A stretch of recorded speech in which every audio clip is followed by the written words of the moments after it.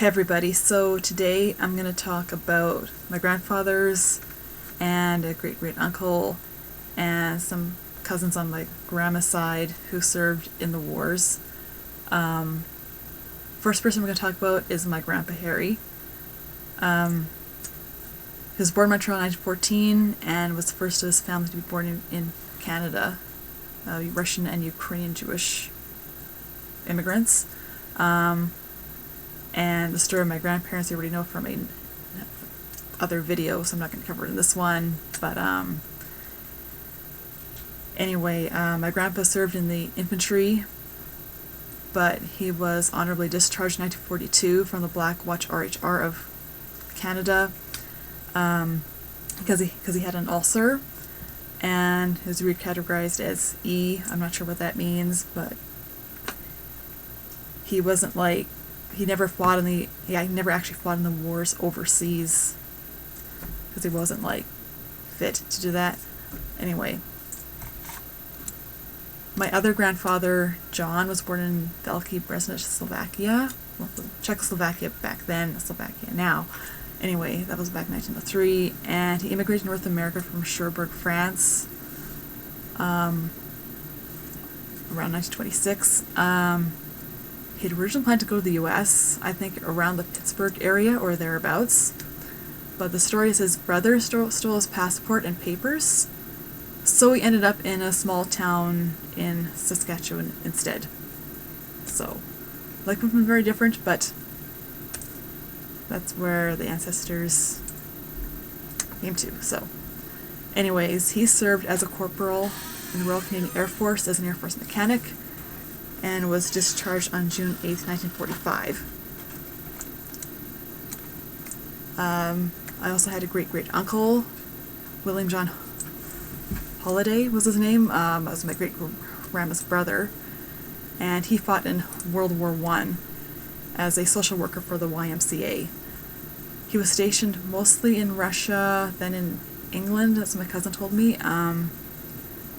He fought in England and Russia in 1917 and 1918, and he survived bombings in Aldershot, County of Hampshire, England, and spent nights in the Anderson shelter. I don't know what these shelters were about or whatever, just this is all the stuff my cousin told me. She said that he didn't worry too much about the bombs, as he felt people would not hear the bombs that killed them. So I guess as long as he could hear the bombs, he thought he was alive and that he was going to be okay. When he came home from the war, my cousin said that he felt he never expected to come out alive and whole, and because of the stresses of the war, he later died of Parkinson's disease. At least my cousin believed it came on from stresses of the war. So, and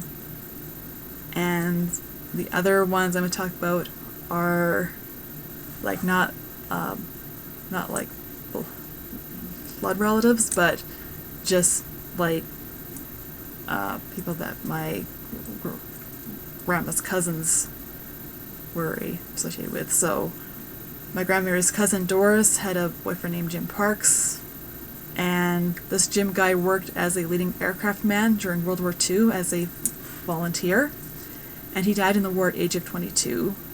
So it's very sad. I didn't even know about this guy until I started researching and found history about these cousins, because not much was really known about them. From what I learned, he was buried somewhere in the Syracuse cemetery in Italy. And then my other grandma's cousin Edith married a Charles Wenham, and he was in the First World War at the end of the war as a British soldier. I'm not sure whether he was actually born in England or whether he immigrated to Canada later, I don't know. But he was in the first mustard gas attack during his time in the war.